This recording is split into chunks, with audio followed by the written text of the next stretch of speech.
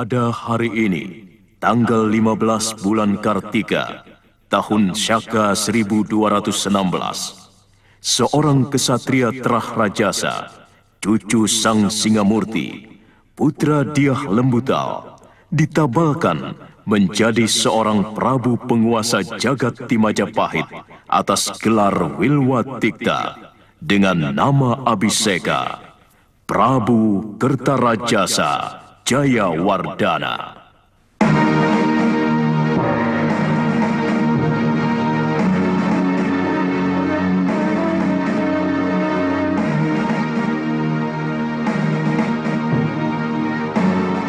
Sang Prabu akan melindungi kebebasan kaum Hindu memuja Siwa dan kaum Buddha melakukan ajaran agamanya. Sang Prabu akan memajukan negeri Wilwatikta menjadi negeri yang makmur untuk rakyatnya dan adil dalam menjalankan Undang-Undang Uttaramanawa Dharma Sastra yang menjadi acuan dalam melaksanakan kehidupan seluruh rakyat.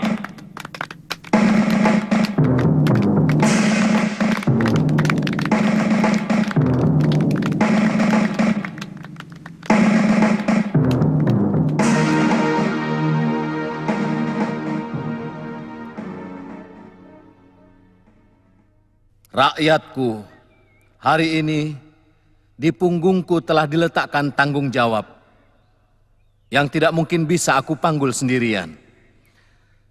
Sebagai seorang Prabu yang menginginkan kejayaan Wilwatikta, maka saya mengangkat beberapa mantri dan mahamentri. Sebelumnya, saya telah mengangkat beberapa rakrian menteri yang dipimpin oleh Rakrian Patih Ridaha, Paman Lembusora. Mantri Pranaraja adalah Empu Sina. Rakrian Mantri Nayapati, Empu Lungguh. Dan Rakrian Mantri Nusantara, Arya Adikara atau Arya Ranggalawe, merangkap sebagai Adipati di Tuban. Paman Arya Wiraraja saya angkat sebagai Rakrian Mantri Makapramuka. Dan Rakrian Mantri Satyaguna adalah Empu Bangu.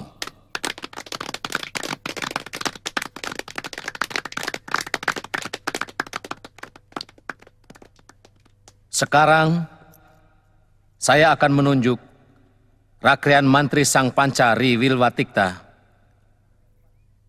Rakrian Patih akan dijabat oleh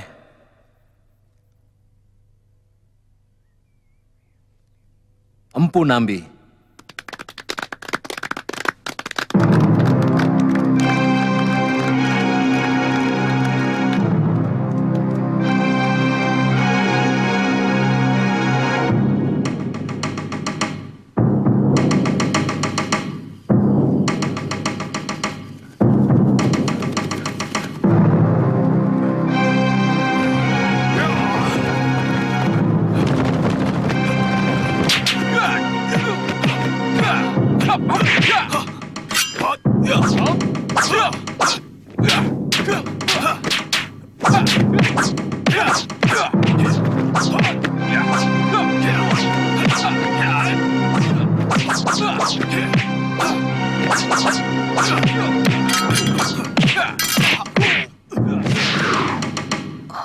Dewata yang agung, apakah arti mimpi hamba?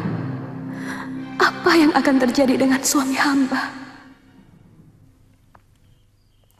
Sungguh sedikit pun saya tidak merasa iri, Kakang Lawe.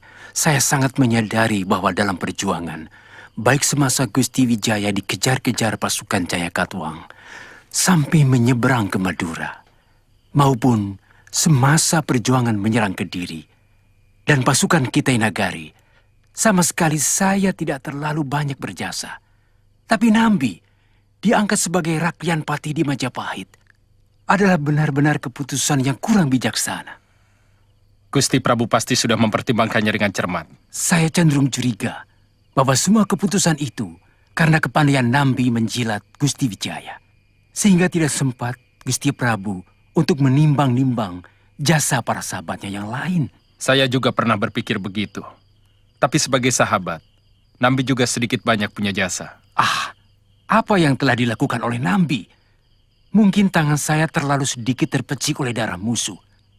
Tapi tangan Nambi jauh lebih bersih dari itu.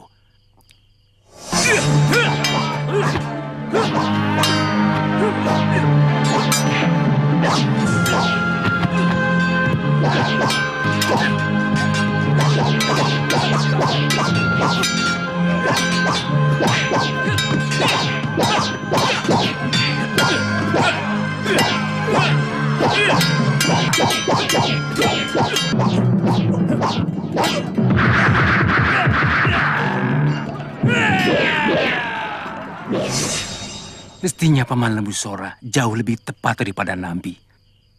Siapa yang meragukan kesetiaan Paman Sora? Kali ini kau benar, Mahapati.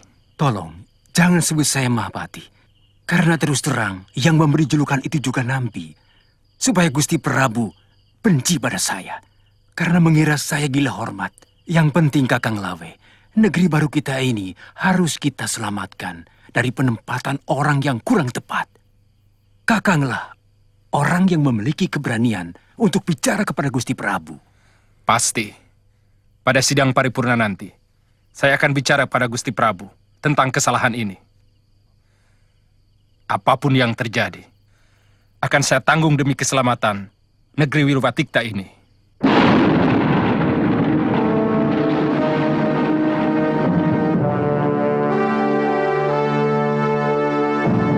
Aku tidak yakin Rangga Lawe bicara begitu. Dia tentunya tahu aku menetapkan segala sesuatu, selalu melewati pemikiran, dan juga meminta saran kepada orang-orang dekatku, termasuk dia. Hamba hanya menyampaikan semua yang dia ucapkan, Gusti. Mungkin Rangga Lawe mengukur segala sesuatu dengan otot. Dan menurut penilaian Rakyan Patih, pemikiran Nambi jauh lebih Gusti butuhkan daripada kekuatan ototnya. Tentu. Tidak pantas orang Rakyan berpikiran picik begitu. Barangkali memang sudah begitulah wataknya, Gusti.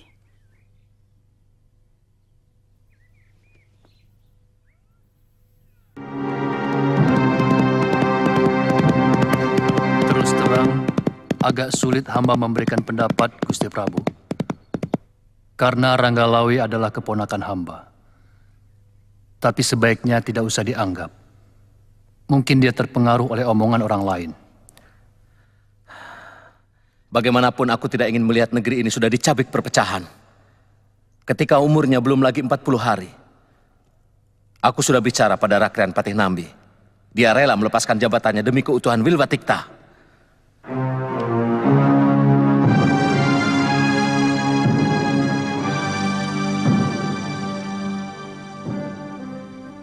Ampun Gusti Prabu, hamba terlambat.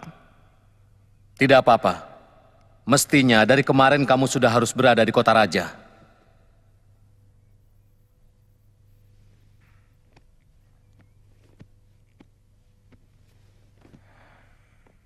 Terus terang, ada kekesalan dalam hati hamba tentang pengangkatan Punambi sebagai Rakyan Patih Wirwatikta. Apa alasanmu? Gusti kurang adil dalam memberikan peranan kepada pengikut yang lain. Apa jasa Nambi? Hamba tidak pernah melihat dia berada di depan para prajurit yang gagah berani. Apa pantas pengecut seperti dia jadi patih? Kenapa bukan Paman Sora atau Temenggung yang lain yang lebih berani? Saya tidak pernah meminta jabatan itu, Lawe. Silakan tanya kepada Gusti Prabu. Diam kamu, Nambi. Lidahmu beracun. Mulutmu memabukkan bagi siapa yang mendengar ucapanmu. Kenapa kamu marah kepada saya? Apa dosa saya padamu? Apa kamu merasa rezekimu aku rampas, Lawe?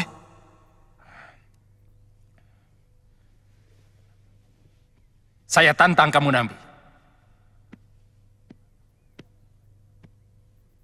Ayo, kulit siapa yang lebih keras?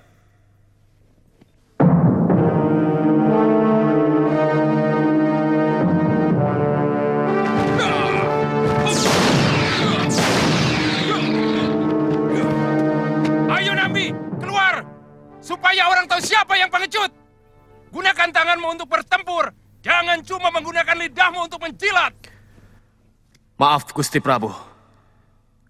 Ranggalawe telah menginjak-injak harga diri hamba. Sebagai seorang kesatria, hamba harus melawan. Meskipun hamba tahu akan kalah. Jangan, Rakepati. Ampun, Gusti Prabu. Izinkan hamba untuk menyumbat mulut anak sombong itu selamanya. Sebagai seorang kesatria, tidak pantas ia memamerkan jasa, menghitung pamrih.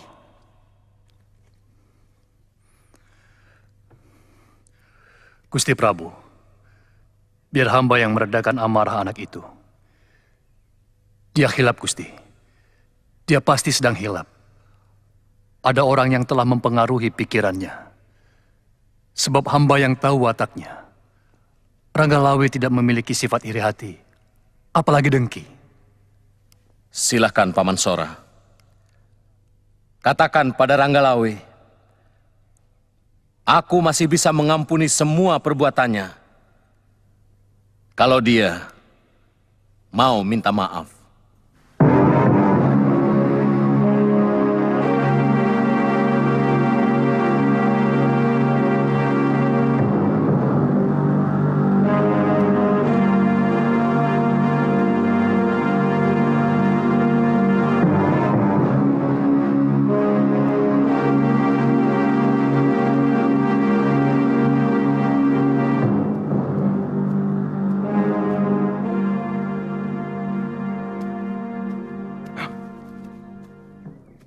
Lawe, kelakuanmu seperti anak bayi yang belum kenal pergaulan. Kamu telah mempermalukan seluruh kerabatmu. Apa pantas kamu bicara di hadapan rajamu sambil berkecak pinggang? Paman tidak usah ikut campur. Ini masalah keadilan. Keadilan apa yang kamu inginkan? Jangan kamu campur adukan antara keadilan dengan kedudukan. Kamu ingin jadi Rakrian Patih Wilwatikta, Lawe? Iya. Saya tidak pernah iri, Paman. Saya cukup bahagia sebagai Rakrian Mantri Nusantara dan Adipati Tuban. Tapi pangkat Nambi sebagai Patih benar-benar tidak adil.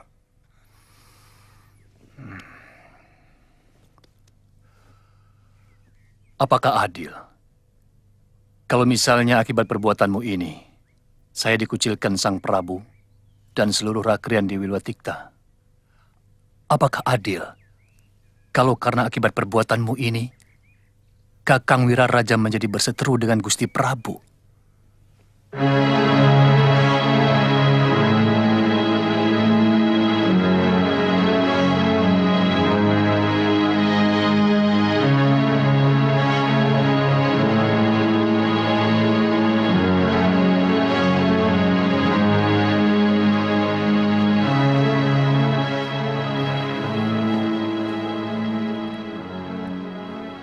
Kamu tahu kenapa Dewata meletakkan otak di atas mulut manusia?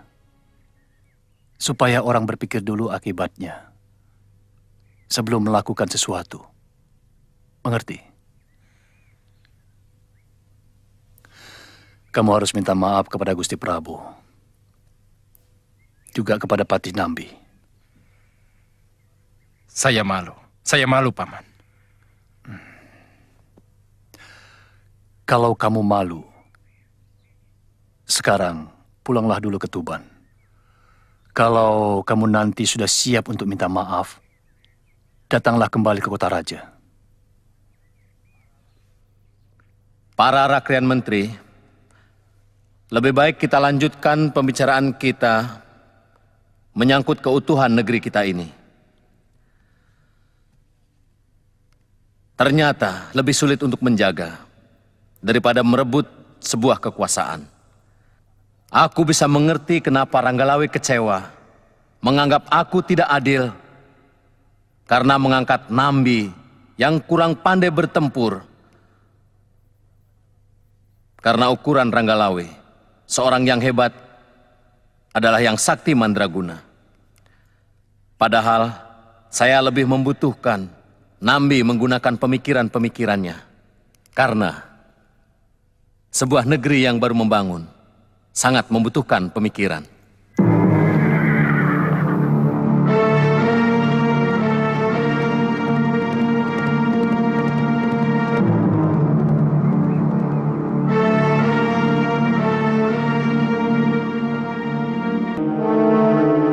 Terus terang, jasa Ranggalawe kepada Majapahit, terutama kepada saya, sangat besar.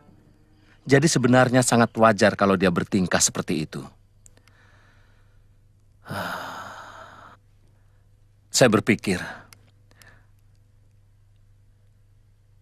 apa tidak sebaiknya jabatan Mahapati saya ganti? Terus terang, Ranggalawe mampu menerima jabatan itu. Tidak, Gusti. Sabda seorang raja adalah hukum. Oleh karena itu tidak boleh berubah-ubah. Akibatnya, rakyat tidak percaya lagi kepada rajanya. Gusti tidak perlu cemas. Kalau ada apa-apa dengan Ranggalawe, hamba dan Kebo Anabrang yang akan menyelesaikannya. Kenapa Paman bicara begitu? Kalau semua orang yang merasa berjasa kepada negerinya menuntut imbalan, maka negeri ini akan menjadi kepingan tanah yang dikotak-kotak sebagai milik orang yang mengaku pejuang itu. Tidak akan pernah ada negeri yang bernama Majapahit.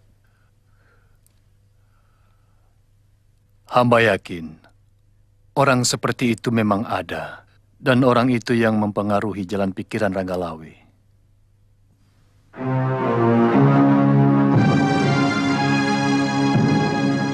Bagaimana dengan Paman Ranggalawe?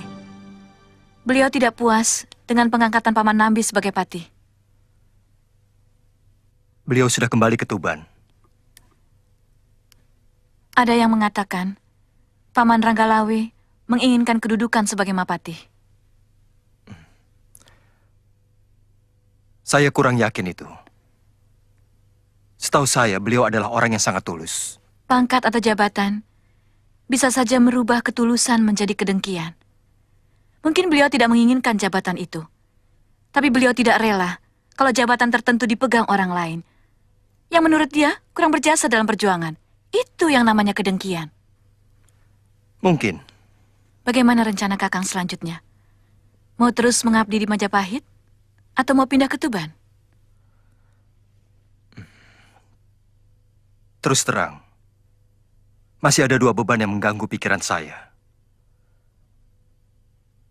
Pertama, nasib Mesin. Apakah dia masih hidup atau sudah mati? Karena tubuhnya lenyap begitu saja. Yang kedua, nasib keponakanku, baik Panji Ketawang maupun Ayu Wandira.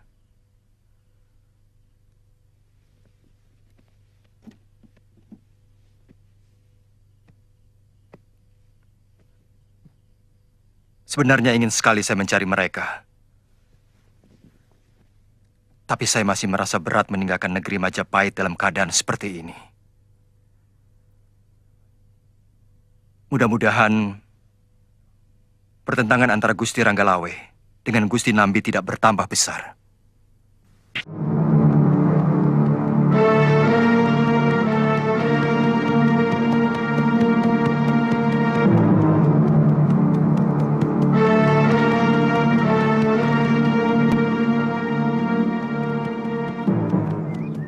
Jelasnya, kita tidak boleh melakukan gerakan apapun kalau pihak Majapahit tidak memulai.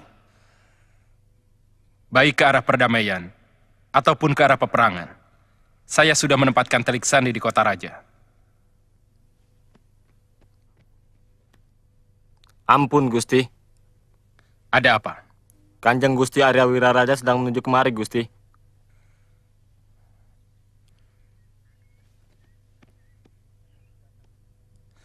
Ayahku datang dari Sumenep. Sebaiknya kalian bubar. Mungkin ada berita penting dari Majapahit. Kami mohon pamit, Gusti. Terima kasih, Mararaya. Juga semuanya.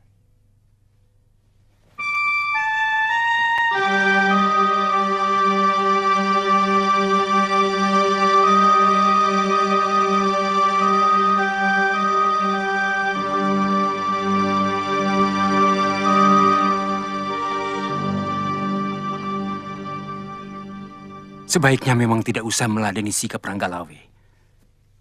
Tindakannya sudah seperti anak kecil. Sudah hampir 8 bulan.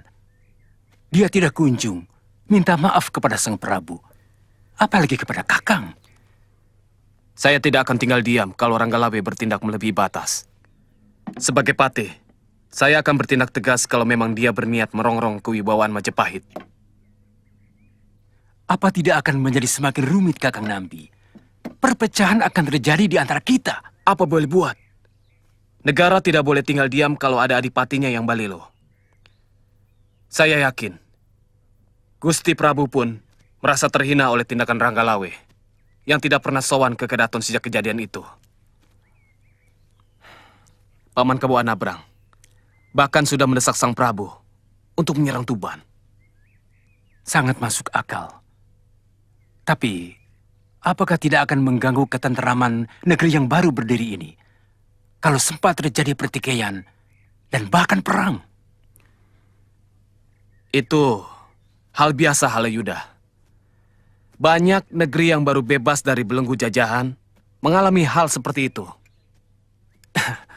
Percayalah, negeri Majapahit malah akan mengalami kejayaan sesudah melalui ujian pahit seperti sekarang ini. Ini yang selalu saya cemaskan. Mungkin karena saya terlalu mencintai Majapahit. Terlalu mencintai Gusti Kertarajasa Jayawardana.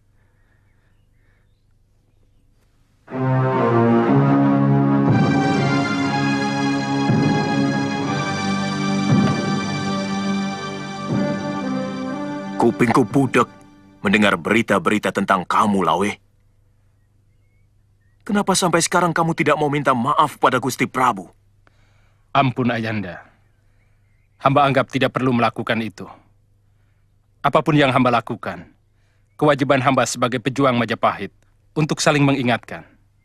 Waktu yang tidak tepat menyebabkan kewajiban yang kau anggap suci itu menjadi kurang ajar. Menjadi terkesan bahwa kau seorang kesatria yang tidak tahu tata krama. Barangkali sebelum Gusti Prabu ditabalkan menjadi raja, saranmu itu baik dan benar. Tapi beliau sekarang sudah menjadi raja, Lawe. Tindakanmu yang ugal-ugalan di depan seorang raja, jelas itu tidak sopan. Hamba siap menerima segala akibatnya, Ayanda.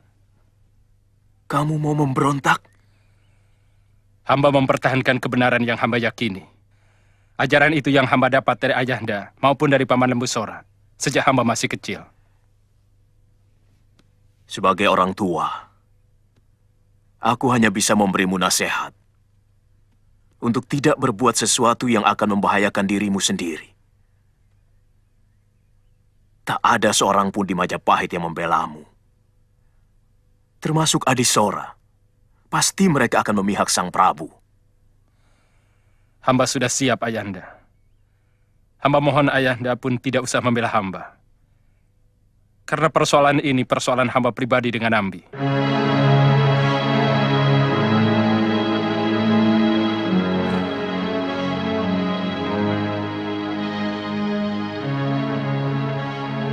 Mesin, bagaimana nasibmu sekarang?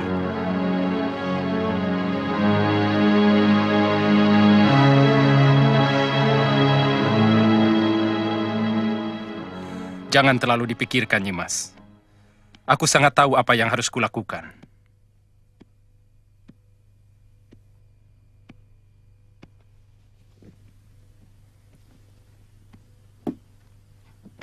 Apa tidak lebih baik Kanda Adipati memohon ampun kepada Baginda Prabu?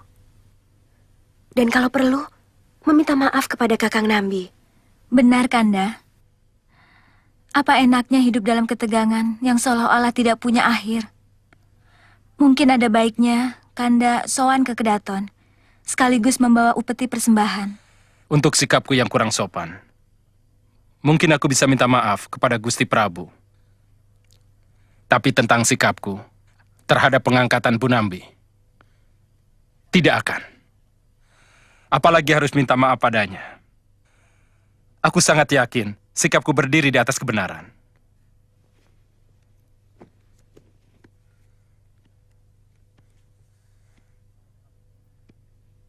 Kalau kamu sudah besar, kamu harus memiliki sikap seperti ayahmu Kuda Anjampiani. Seorang kesatria harus teguh pada pendiriannya. Seorang kesatria harus berani meluruskan ketidakbenaran, walaupun yang melakukan adalah rajamu sendiri. Kau harus meneruskan perjuangan ayahmu. Ya Dewa, bimbinglah kaki hamba untuk bisa bertemu dengan istri dan kedua keponakan hamba. Hamba benar-benar bersalah karena telah menelantarkan mereka. Ampuni hamba, Gusti.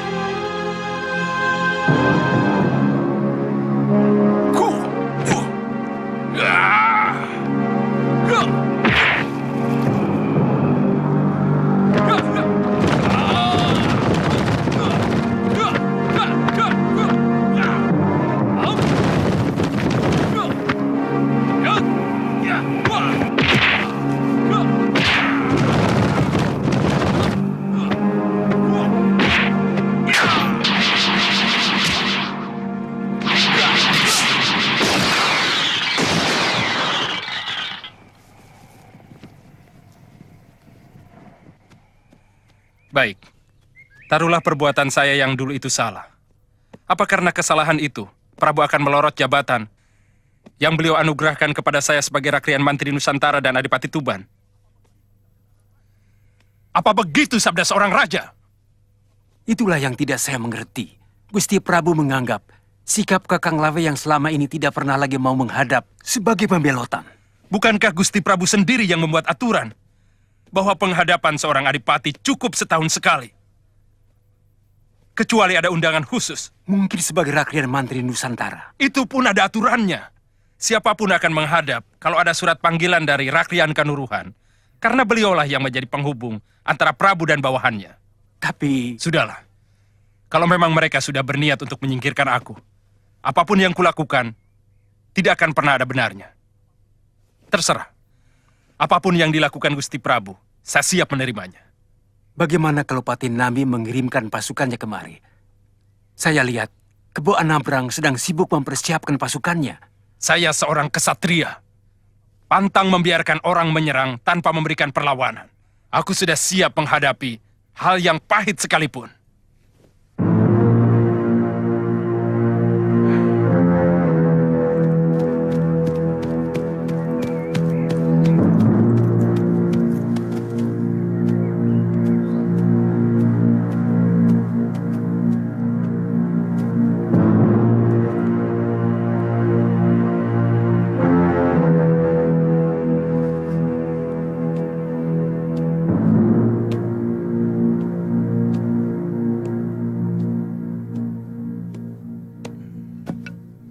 Ampun, Gusti.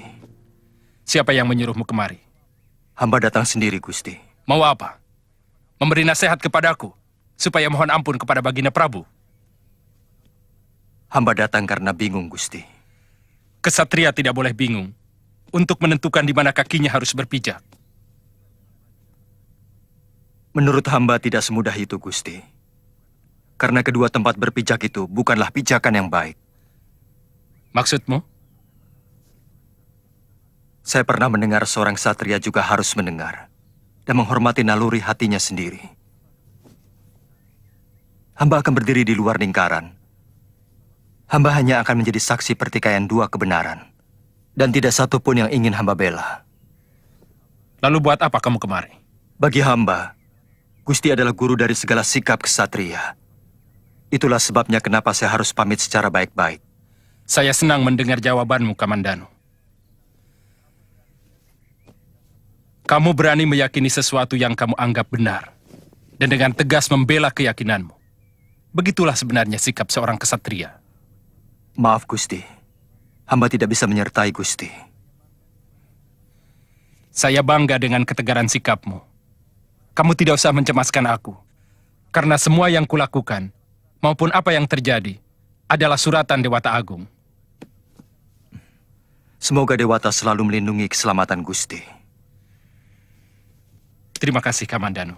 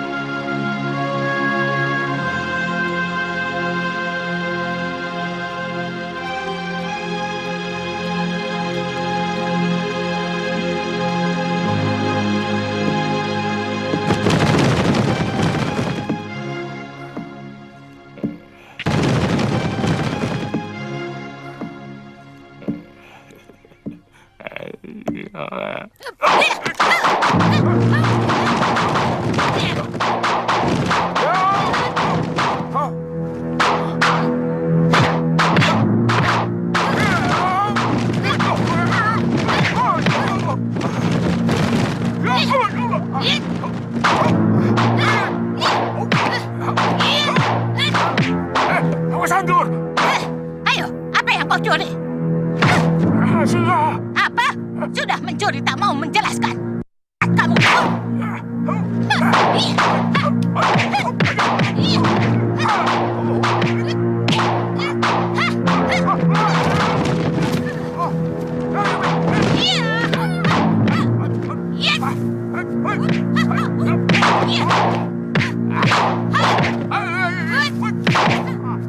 Nenek, tahunnya lepas, Nek. Tahunnya lepas.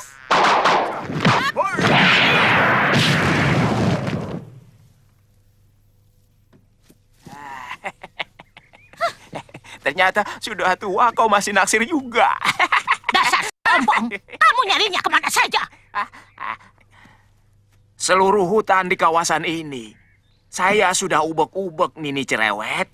Yang saya khawatir, Nini Mesin benar-benar sudah tewas. Jangan bicara seperti itu, sombong. Lelaki kok mudah menyerah. Mulai besok, saya yang cari Nini Mesin. Dan kamu yang jaga Iwandira dan Panji Ketawang. Jangan, Nini. Jangan. Kamu kan tahu, saya tidak bisa bikin bubur, tidak bisa menyuapi anak kecil. Nanti kalau Ayuwandira mencret-mencret, bagaimana?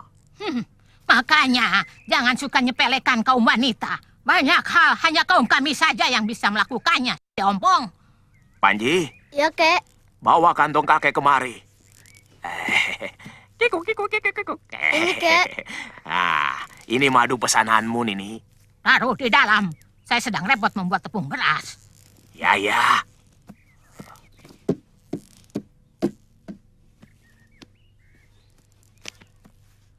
Kamu menyaksikan penabalan Raja Majapahit, sombong. Tidak. Mestinya kamu menyaksikan. Itu kan peristiwa penting. Tidak setahun sekali ada peristiwa semacam itu. Apalagi Majapahit kan negeri baru. Katanya sebagai pengganti Singosari yang runtuh karena serangan orang Daha. Nini. Kalau saya ke Majapahit, nanti kamu marah-marah. Hei, sapi ompong. Bukannya cari Nini Mesin, malah nonton penabalan raja. Kamu memang... Heh, jangan pakai sebutan yang satu itu. Saya bisa marah. Sungguh saya bisa marah, Nini. Kalau marah, mau apa? Saya pergi. Silahkan. Kamu memang punya bakat. tega melihat orang lain repot sendirian.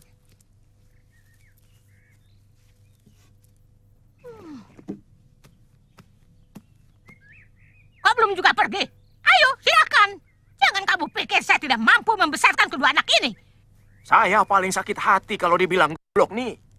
Dulu kakak seperguruan saya. Terpaksa saya bunuh karena setiap hari mengata-ngatai saya goblok. Oh, jadi kamu ngancam saya? Mau membunuh saya? Iya, bagus. Jadi semakin jelas niatmu. Ya, tidak begitu, Tony. Cuma itu loh. Boya jangan ke saya. Saya minta maaf. Terus terang, tujuan hamba ke sana sebenarnya untuk menasihati Kakang Lawe. Bagaimanapun Majapahit yang damai akan lebih perkasa daripada kalau terjadi perpecahan. Untuk itu, hamba mohon maaf karena telah bertindak lancang. Itu semua karena ketulusan hamba. Bagaimanapun juga, Rangga Lawe dan Kakang Nambi adalah sama-sama pejuang Majapahit. Tindakanmu sangat benar, Halayuda. Saya berterima kasih untuk itu. Hanya sayang, hamba menghadapi Batu Karang. Rangga Lawe benar-benar keras kepala. Dia bahkan sedang menyusun kekuatan untuk berontak melawan Gusti. Begitu maunya. Maafkan kegagalan hamba, Gusti. Kamu tidak salah, Halayuda. Rangga Lawe sudah mencampakkan kesabaranku.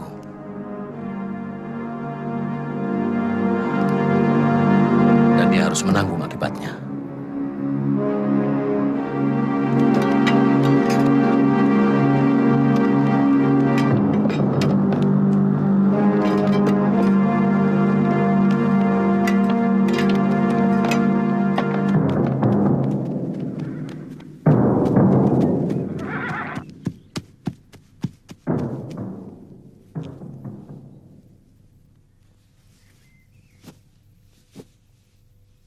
Kakang Nambi, bagaimanapun pahitnya, inilah tugas suci Kakang. Menumpas pemberontakan pertama di negeri kita. Saya selalu memohon kepada Dewata untuk keselamatan Kakang Patih. Terima kasih, Halayuda. Menangkan pertempuran ini untuk saya, Kakang. Bagi saya, kematian seorang pengkhianat jauh lebih menyenangkan daripada melihat 10 orang musuh yang terkapar.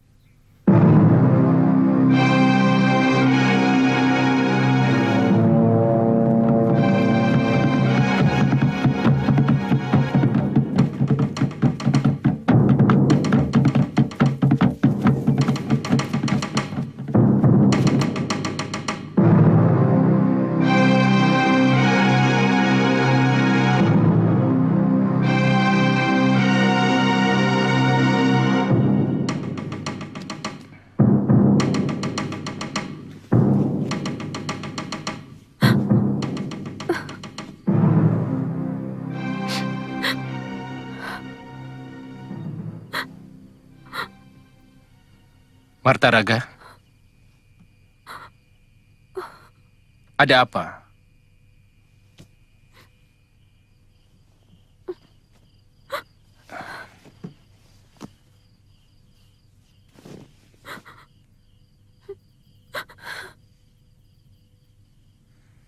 Kenapa menangis?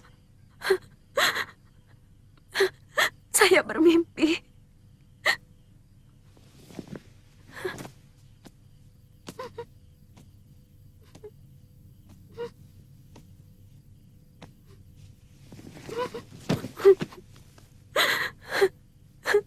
Saya sedang memetik kembang di taman bersama Kakang.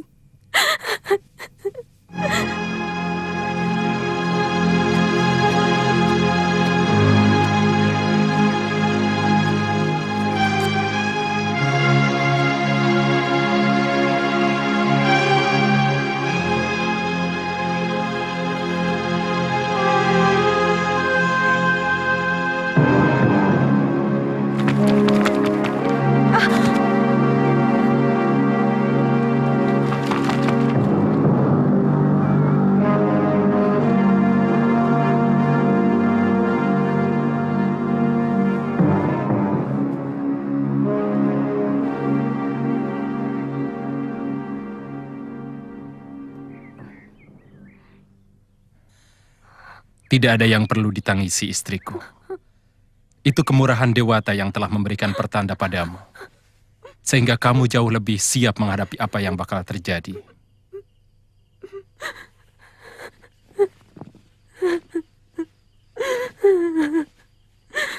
Saya tidak menangisi nasibmu, Kakang. Saya sedang menyesali akhir dari pengabdian Kakang. Apa perlu? Kenapa nasib Kakang harus berakhir sebagai pemberontak?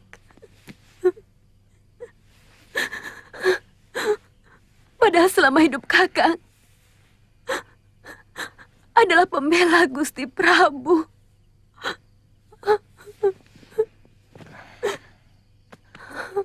Karena Sang Prabu juga manusia, Martaraga, yang lebih senang mendengar pujian daripada nasihat.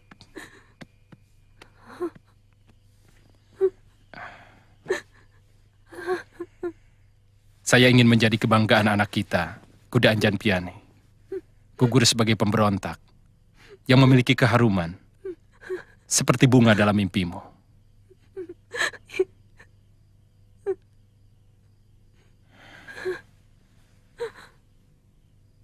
Siapkan air kembang dalam jembangan buat mandiku. Aku ingin gugur sebagai kesatria suci.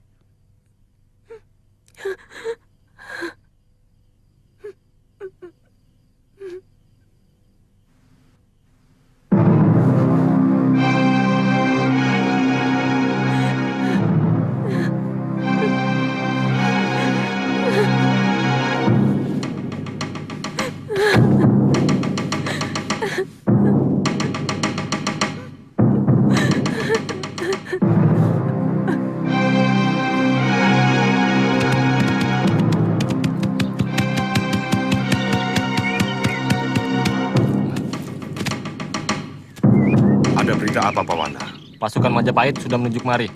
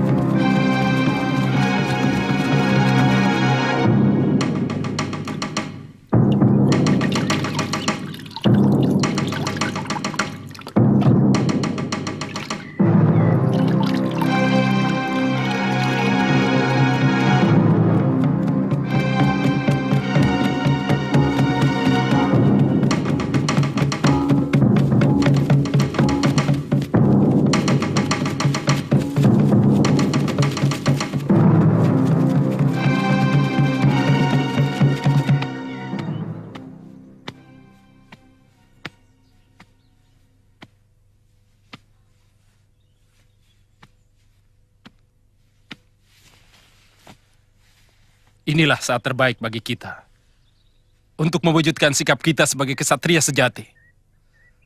Tidak ada yang perlu ditakuti, meskipun kekuatan musuh berlipat 100 kali.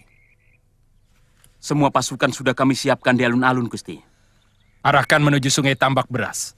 Dalam keadaan terjepit, sungai itu bisa kita gunakan sebagai benteng. Kita menyeberang? Iya, tapi siapkan pasukan panah di seberang barat. Mereka akan melindungi pasukan kita kalau terpaksa harus mundur menyeberangi sungai. Kita juga bisa gunakan pasukan panah itu untuk menghantam Majapahit, yang memang sengaja kita pancing mengejar pasukan kita.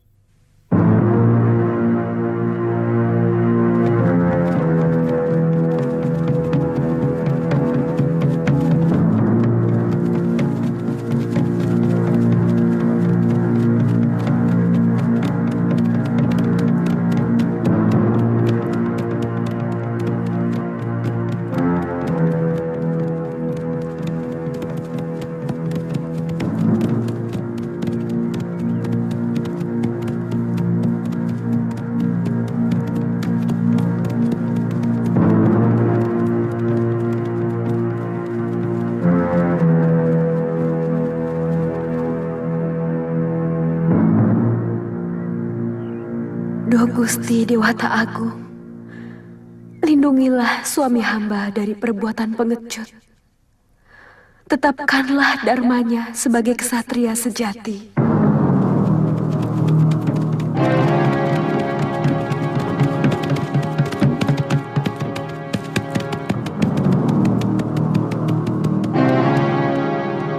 Ampun Gusti, mereka sudah memasuki Karang Pandan Gusti.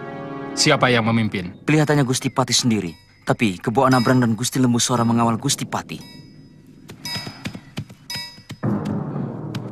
Tidak seorang pun boleh mendekati Anabrang dan Nambi, karena mereka musuh pribadiku. Hanya aku yang berhak mencabut nyawa kedua orang itu.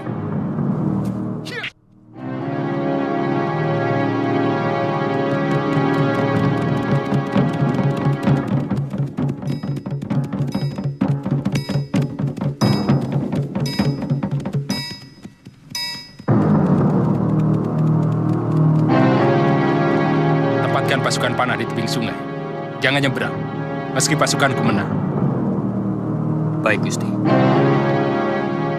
Kecuali pasukan panah. Yang lain menyeberang. Kita berperang karena diserang. Pertahankan kehormatan kita habis-habisan.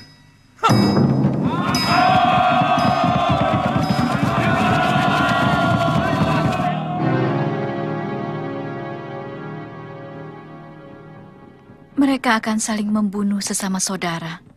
Padahal rasanya baru kemarin, mereka saling bahu-membahu melawan Kediri dan bala tentara Kitai Nagari.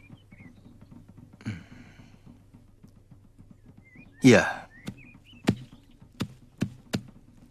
Sebenarnya, siapa yang patut disalahkan, Kakang? Hawa nafsu. Dia selalu mempengaruhi hati manusia untuk merasa benar sendiri. Dia akan menutupi semua celah kejujuran dari pikiran manusia. Ada yang mengatakan bahwa Gusti Ranggalawe tiba-tiba berubah setelah dia Halayuda bertandang ke kediamannya. Sementara banyak pejabat yang bergunjing bahwa dia Halayuda kecewa karena tidak mendapat jabatan apapun. Saya juga dengar selentingan seperti itu. Tapi apa mungkin Gusti Ranggalawe bisa begitu mudah terpengaruh?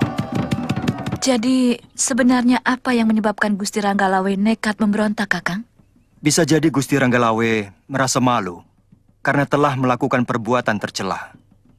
Dengan berlaku kurang sopan di hadapan Gusti Prabu dan para pembesar kerajaan yang lain. Karena itulah beliau jadi nekat untuk meneruskan perbuatannya. Kenapa harus memberontak, Kakang? Kalau memang dia menyesal, mestinya kan bisa diselesaikan dengan minta maaf. Itu yang sudah kita bicarakan tadi. Hawa nafsu menguasai pikiran Gusti Ranggalawe dengan menebalkan harga diri. Seolah-olah minta maaf adalah perbuatan yang hina. Beliau kecewa. Kakang tidak berada di pihaknya. Gusti Ranggalawe adalah seorang ksatria yang sejati. Beliau sangat menghargai sikap orang lain. Bahkan tetap menghormati saya, meski misalnya saya berdiri sebagai musuhnya.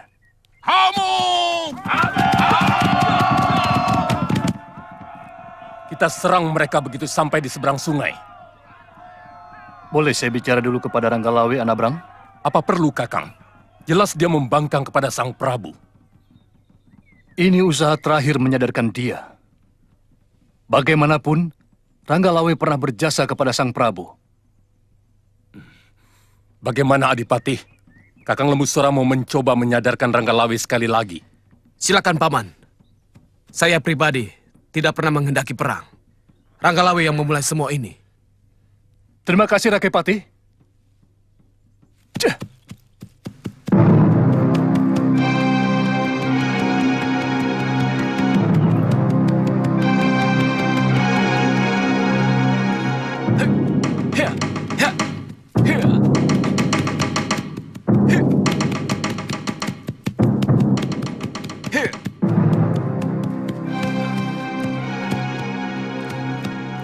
Seseorang menuju kemari, Gusti.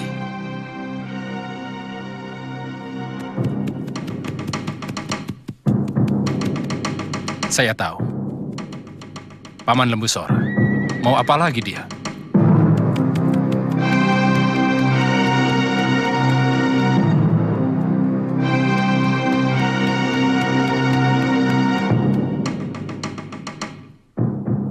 Ada apa, Paman? Lawe, Aku sengaja minta waktu kepada Patih Nambi. Aku ingin bicara dengan kamu. Karena ini menyangkut begitu banyak nyawa orang. Silahkan bicara, Paman. Saya hanya membeli. Kami tidak mau mati konyol hanya berdiam diri. Sementara tentara Majapahit ingin menghancurkan kadipaten saya. Jangan diputar balik. Kami melakukan ini karena kamu mempersiapkan pasukan untuk berontak. Paman cukup kenal siapa Ranggalawe. Pantang mulut ini bicara bohong. Asal Paman tahu bahwa saya menaruh lebih dari 100 telik sandi di Majapahit. Mereka melaporkan bahwa Gusti Prabu mengirimkan tentara untuk menumpas kami. Aneh. Ada yang melaporkan kepada Gusti Prabu bahwa kamu tetap tidak berniat minta maaf dan mempersiapkan makar. Tapi benar kan bahwa kamu tidak berniat untuk meminta maaf atas perbuatanmu tempo hari? Benar, Paman. Daripada putih mata, lebih baik putih tulang. Supaya tidak banyak jatuh korban, saya tantang Nambi atau Kebo Anabra.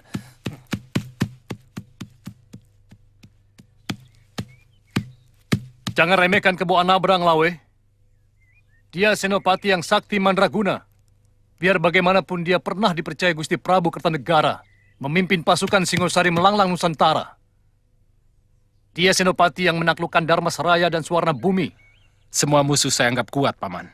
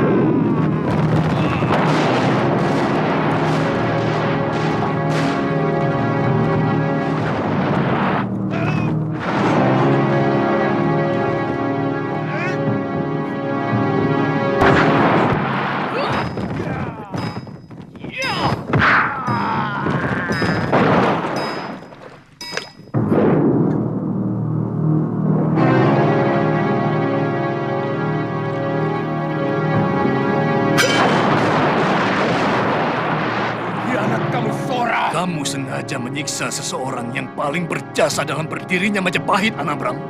Iya!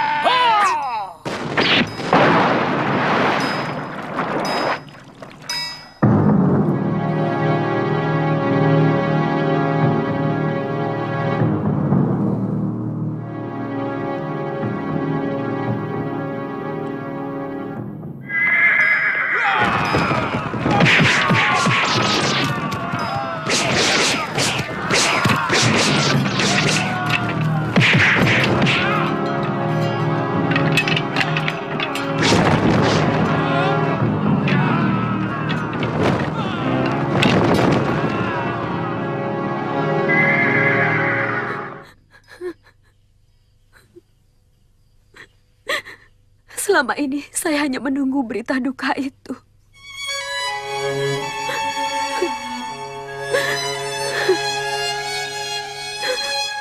Karena kematian Kakang Ranggalawe.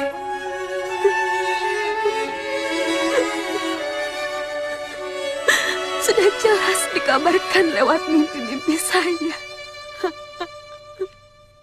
Sekarang apa yang harus kami lakukan, Gusti Putri? Kita tunggu semua hukuman dari Sang Prabu.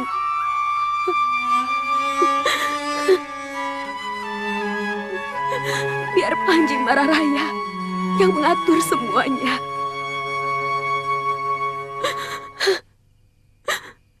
Kakang Ranggalawe telah bicara banyak padanya. Sang Panji perlu dipanggil kemari, Gusti. Biarkan dia berkabung sendirian malam ini. Baik, Gusti.